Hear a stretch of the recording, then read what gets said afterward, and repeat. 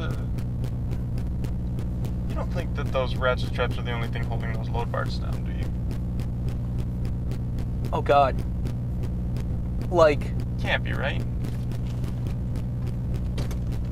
like just for some context here, that It can't be.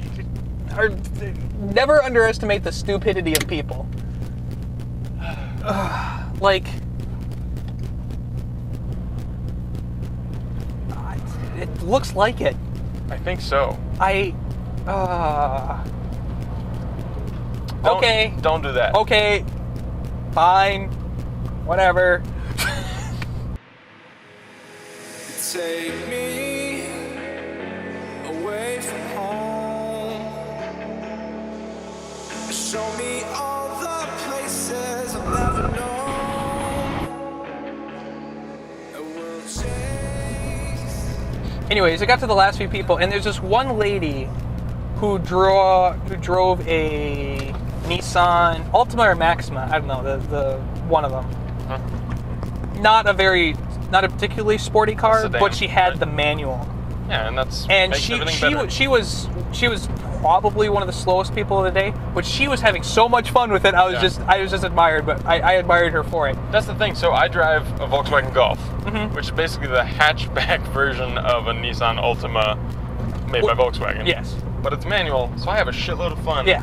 And again, it comes back to I could really care less how fast I'm going, as So- long as I'm having fun. One of the things she said is that the last time she did the Sunset Cruise, is she pulled out her phone and was periscoping people while driving on the racetrack.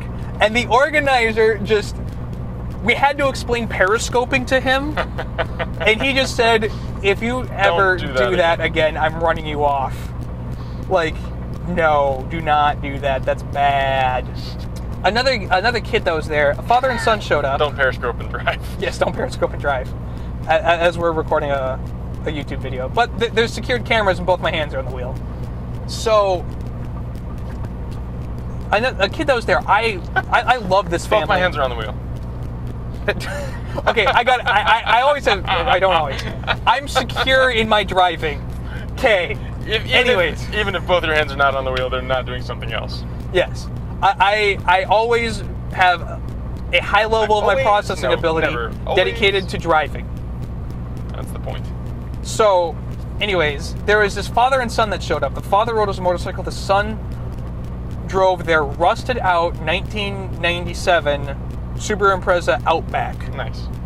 that the father bought brand new day of. That's awesome. Had like 390 something thousand miles on it, and they only ever had to change the clutch. And the kid, it was the slowest vehicle there, but he was so into it. That's awesome. He asked, "Is there anyone that would drag race me?" And someone half-assed it, so it looked close. And the kid called him on it, you totally didn't try hard. Yeah, but the kid was still grinning ear to ear. Yeah. So I was just like, oh, that's I felt for that kid. Gear.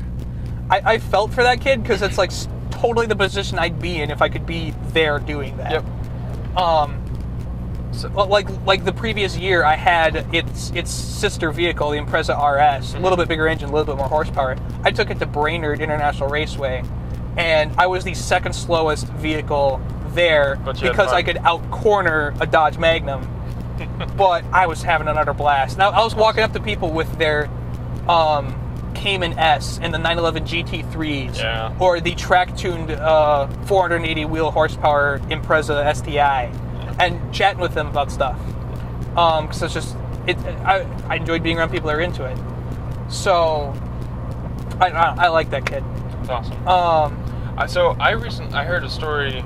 It's a friend of my fiance's whose dad buys their children, when their children turn 16, will buy them a vehicle from the year that they were born. And something about that was just so cool to me. The idea. I can appreciate that. Yeah. So the vehicle is going to be cheap. It's not going to be the greatest shape. It's going to be 16 years old. Mm-hmm. But it's still cool. But he's buying it for him, so it's not like they can complain about, oh, you're buying me this car, you're buying me a car. Oh, some entitled little shits can. I get the impression can. these don't. No, they didn't. But it was cool because she had like I think it was a 91 Jeep Grand Cherokee that she loved. It was awesome. And so he did that for all of his children, and it just made sense to me, like that age of car is the perfect car for a new driver to have. As long as you pick the right one, it's awesome. Oh yeah. It's like not the greatest shape, got some miles on it, but still works. Yeah. That's super cool. And it just kind of appeals to me on like the literary romanticism level. Yeah, it's just like this is a car. There's almost. I think good cars have personality. Yeah.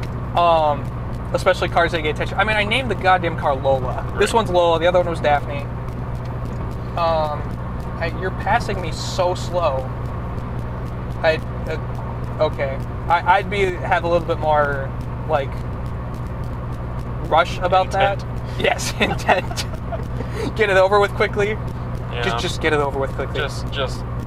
I'm not gonna say what I was about to say. Never mind. Nope. Nope. Anyways, I just kind of like that sort of thing. And it was I heard as far as the romanticism idea, I heard that there was a person who gifted a watch to their son when they graduated. It's either when they graduated or when they got married, and it was the watch that the father used to time the contractions when the child was being born. Oh, nice. So I thought that was awesome. So if I ever have kids, I'm gonna do that. That would be cool. Giving her all she's got, Captain. I do really enjoy the engine noise.